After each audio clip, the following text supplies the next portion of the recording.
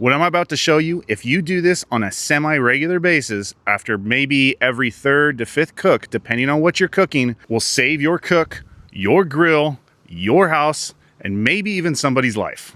Let's get to it now.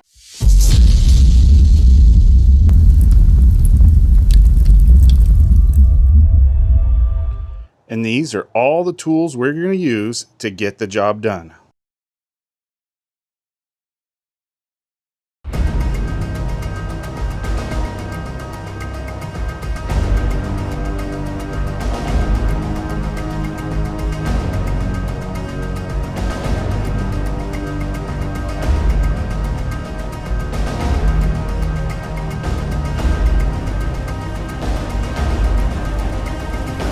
And if you haven't figured out what I'm talking about a grease fire. These things are extremely dangerous. Based off of what type of food you're cooking on here, what type of sauces you're putting on there, will make it more dangerous every time you cook on it. So I'm gonna show you how to clean everything nice and easy to prevent you from getting into a dangerous situation or just burning that awesome meal that you have going for your friends and your family. All right, so what I'm talking about today is what I call a light deep clean. Okay, so it's not a super deep clean, but we are gonna get into some details that makes it kind of like a deep clean. Number one is to scrape the grill off. I like to do this first, and I do this with a metal spatula. I just scrape off all of the physical matter that I can. That way it falls into the lower chamber of the grill. I usually start with the top and just knock off any of the top stuff that we can get to. A lot of times there's not a whole lot there. I just remove it so I can get in here.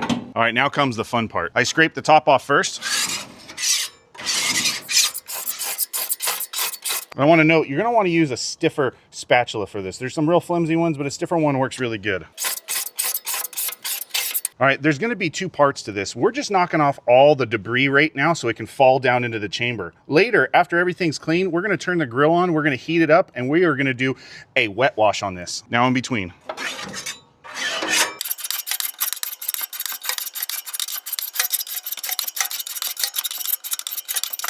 Now back on the other side, the left side, all the way back. All right, and you see a lot of buildup that's on here. That's because I use a lot of teriyaki sauce on my chicken and barbecue sauce and things like that, and it really likes to build up on here. And that becomes very dangerous because the drippings will drip down into the bottom collection area and they'll just accumulate and then they'll catch on fire. So it's really, really important to do this every few cooks if you're using sauces like that. Or if you're cooking a lot of pork or a lot of real fatty meats, you should do this every few times you cook those real saucy or fatty meats. Now, if you're cooking a bunch of lean chicken, you don't have a lot of sauces on there, you could probably go for a year without having to do a deep clean. Just depends on how much you cook. And I go through and just kind of notch the centers out, get all that center debris out.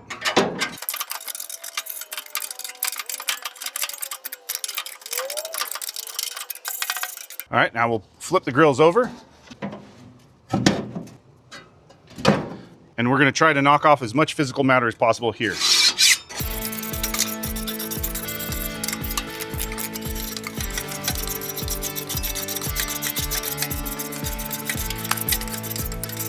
Go back the other way.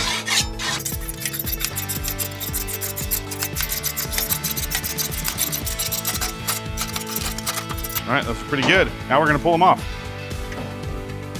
All right, now we have our flavor bars. What these do is, these do 2 different things. One, when the sauce and the fats and everything fall down onto these little bars right here, they burn and they give it a nice little flavor. That's one purpose. The real purpose though is to protect the burners on the bottom, okay? And as you can see, these are our burners and these are the holes that these are protecting. And that prevents the sauces and the fats and everything from falling down into the holes and plugging the holes, obstructing your gas flow. So what we're gonna do with these is we're just gonna do the same thing. We're gonna knock down all the material. Do it on both sides. Number 2. And number 3.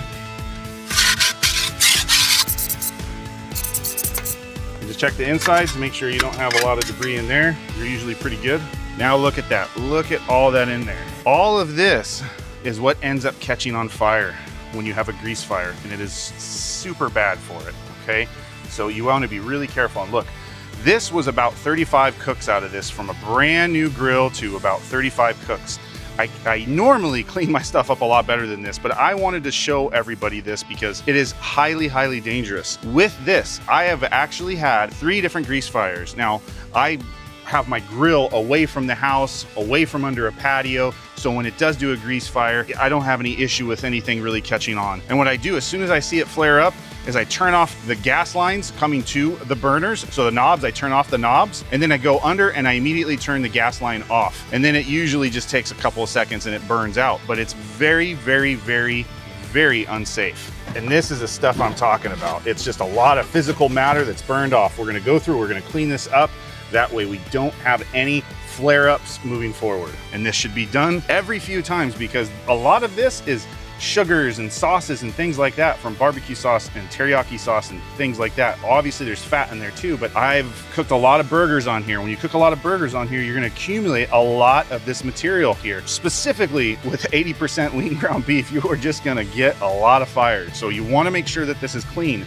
That way, all of the grease drippings can fall down onto the drip tray and go into the drip pan. What happens is after time, once this builds up, the drippings, your grease drippings and all your sauce drippings just fall into place right here and they accumulate. And when your grill gets nice and hot, it just ignites all that on fire. But if the drip tray is clear, your drippings will just go all the way down into your drip pan below. Look how nasty all that is in there. And down below, you see that clear spot down there?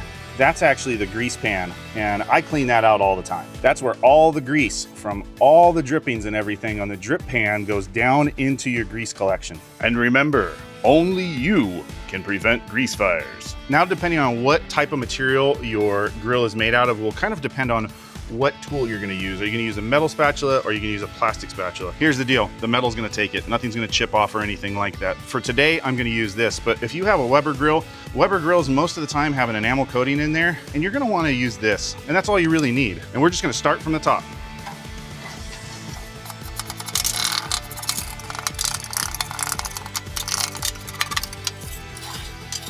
I do wanna note, you wanna be as careful as you can to limit the amount of debris that gets on here because you don't want to plug these holes up. So just, it's good to have something you can just brush away the debris as you start to get it built up on here.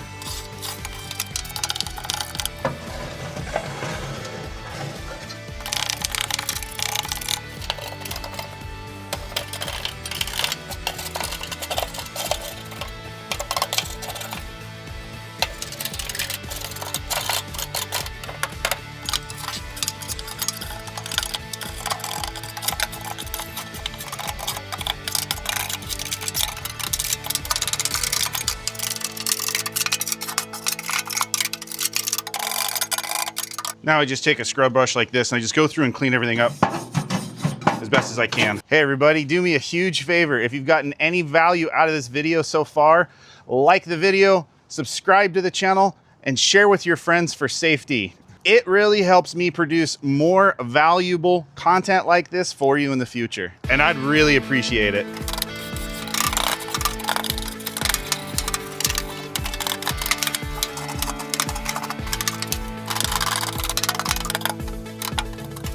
I'm just putting everything into the bottom of that grill area, right on top of the drip pan area. That's where all the solid matter is collecting right now. And then I just take my spatula, and I just start scraping the bottom of the unit. On almost all grills, you can remove that drip pan, but before we do that, we have to remove all this solid matter. So that's what we have to collect right now. Look at all of that. That's all sauce, fat, rendered down and burnt.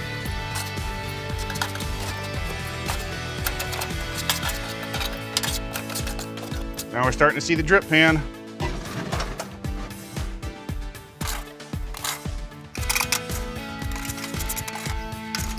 You can go through and you can vacuum all this up with a shop vac, but it just makes the shop vac really nasty. So if you have a dedicated shop vac for cleaning out your pellet grill and your regular gas grills and things like that, then by all means go ahead and do it that way. This works as well. It's a little bit labor intensive.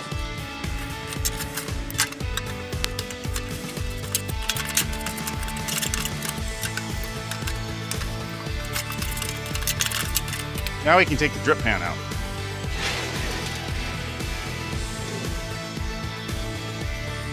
Set that right there. Now we can just work on it a little bit more.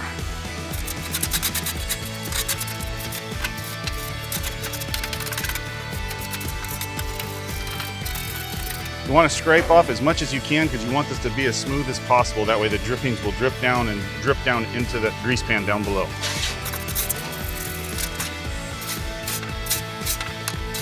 We'll just put the rest in the drip pan.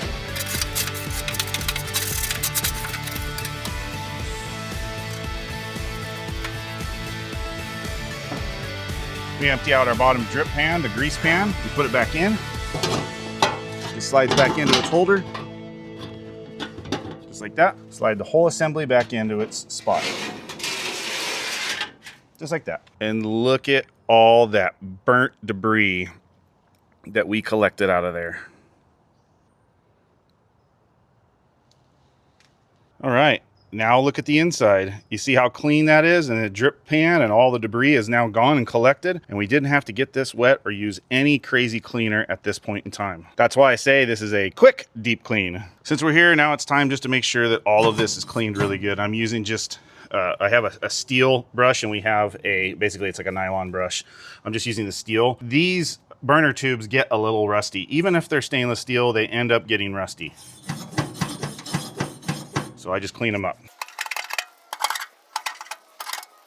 And if you have an electric start like I do, that's these 3 units right here. Now they usually have a covering over them to protect the electrode from getting sauce on it and everything, but it's a good time just to check and see if there's any sauce that's fallen on there, because if that's the case, these will not ignite the flame.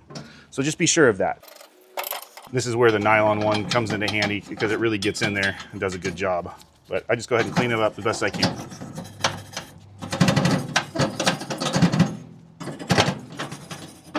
All right, so at this point, the interior has been cleaned with our quick deep clean. So we'll put our flavor bars back on. Just like that. Put our grills back on. All right, so now it's time to go through and clean all of that carbon residue off of our grill and especially on our window. I don't worry so much about the lower chamber down here because it's just going to get all splattered with sauces and fats and everything anyway. But we'll go ahead and clean the upper lid part and our window. And for this part, you're really going to want to have some nitrile gloves on or some latex gloves, something like that. I think the nitrile will probably hold up better. And you're going to want to use a high level of a 91%, anything above 70% of isopropyl alcohol. And this will help just really kind of eat through all of that carbon. You can get by with 70. Then I just take a blue or a heavy duty paper towel, I soak it real good. And then I press it on there for a second and I move real slow. And I'm moving slow because I'm wanting that alcohol to soak through that carbon and take off as much as we can. We'll get over into the corners and just let it soak for a second and then move real slow. Back and forth. Just keep repeating this process. Soaking it really good, getting that towel really, really wet with it and get in all the corners. Now, sometimes you get some flaking that happens. That's from too much of that carbon building up on there and then cooling and heating up. You want to make sure you knock all of that down in the previous step. In this case, I did not experience any of that on there. So it's just like a dust that's on here right now. And it's just really baked in there. One area you want to be sure that you do get really good is the thermometer probe, the built-in thermometer probe. As carbon builds up on here, this will be less and less accurate. So keeping your probe really clean is going to improve its accuracy on its readings. I don't really use these very much. I just use it more of a guidance anyway. I use wired internal and ambient probes or wireless probes as they're more accurate because you're measuring it at grill surface. Now it's time to get to that window.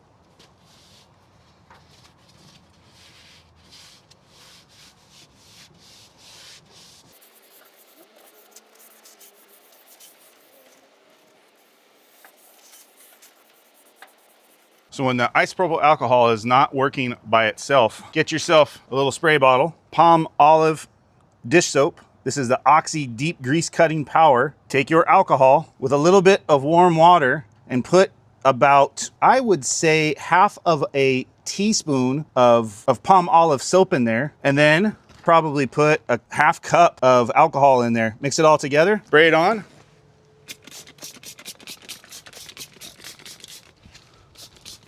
Let it set for just a minute and wipe it real good. Scrub it real good. And most of that carbon soot will come off. Repeat that process until you get the results you want. All right, now that the internal area is done, it's now time to do the exterior. But before we do that, we are going to do our perimeter.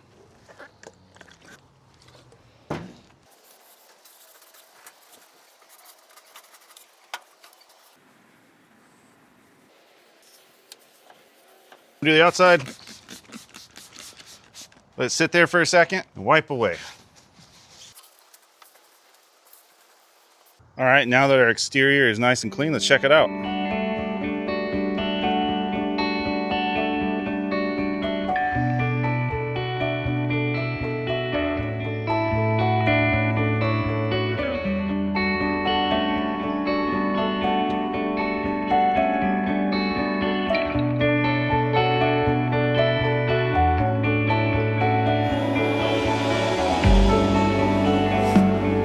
If your grill experiences extreme heat, it will change color. And that's just something that is very normal. There's not a whole lot you can do about that. There are some different solutions you can put on there that will eliminate any rust or anything like that. But when it comes to the metal changing color because of heat, not a whole lot you can do. And like I said, I did put this grill in testing purposes through 3 pretty extreme grease fires. So the metal really got hot on that lid and it just changes color, but that's okay. I'm completely fine with that. Now let's clean the grill. And to clean the grill for the final clean that gets all of the grease and guck and everything off of there, we are gonna use steam cleaning. This is a cast iron grate, but this will work for stainless steel. This will work for enamel coated. This will work for any type of grate, and it works really, really good. What it does is it hydrates that grill, gets it nice and moist, and then all of the grease and everything come right off of that. We will be removing some of the seasoning, but we'll apply that again later. So now it's time to light it up. Open it up, open up our gas, turn our knobs on to ignite. Hit our button. There we go. All of our burners are at full capacity and they are looking great. We've got great clean flames coming out of there. Let's close this up for a couple minutes. All right, and for this grill cleaning, we are going to use a product by BBQ Daddy. We are going to submerge the brush end into this cold water, and then we are going to apply pressure and we are going to steam that grill. I had to use this product by BBQ Daddy because my youngest son of 3 years old calls me BBQ Daddy. We're sitting at about 450 degrees on that lid temp, so I think we're going to be okay. Let's start it. All right, submerge the head into the water fully, get it all nice and soaked. Let's apply it.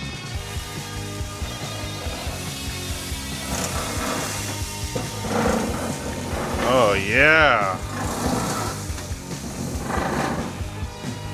Look at all of that. Dip it in the water to cool it off, as much water off as possible. Keep going.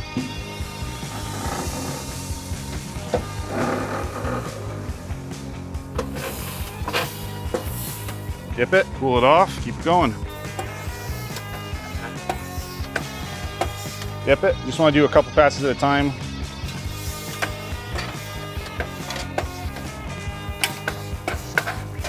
Dip it.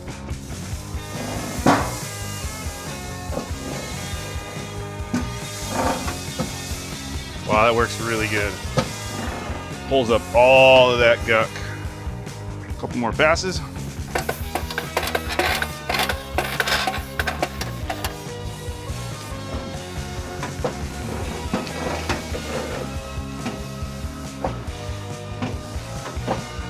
You don't really need a lot of pressure either. That's what's really nice. The hot water, the steam is doing its job for you.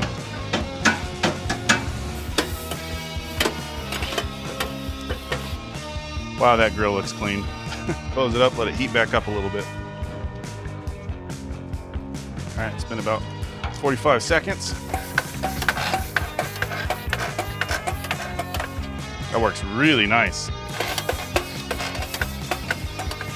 All right, now we're gonna let it cool off. We're gonna flip them, heat them back up, and do the same thing on the other side. All right, they're heated up, they're flipped over. Brush out of the ice, do the undersides. Dip real quick. Do it again.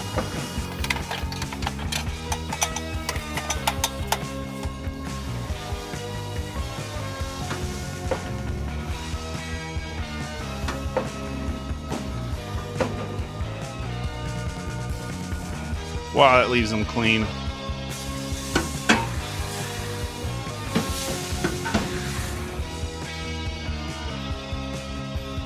And all of that water would just drip down into there. And it's now the drip pan down there, the grease pan down there is a darker color. And that's because all that dirty water went down into there. So now we'll empty out that grease catch. There we go. That's all that dirty water from the grill. We just empty that out. All right, now it's time to reseason the grill, and I like to use the same stuff I use when I'm seasoning my cast iron skillets and everything, and that's grapeseed oil. It just has a very high burn temperature, above 500, I believe, so it works perfect for this type of thing. And what I like to do, our grill is all the way down on low temperature. I take a white cloth, just like this, and I take a bowl, and I just soak that white cloth in it, just like that, and I get off as much as I can. And the best thing to do with this is to take some tongs, grab that cloth, and just start coating it everywhere. Now this is the underside. We'll do the underside first. And this will prevent this from rusting so easily, because this is cast iron.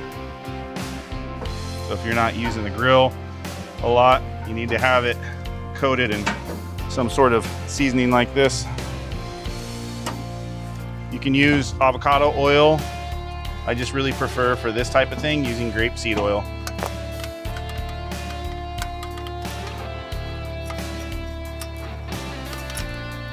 Close the lid and let it sit for a few minutes. All right, we're still on low. We have a low heat. I'm just gonna flip these as best as I can.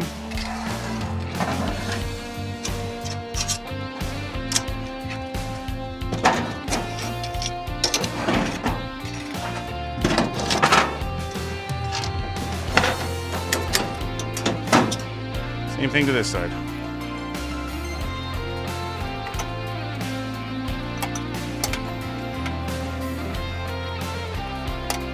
And it's that easy.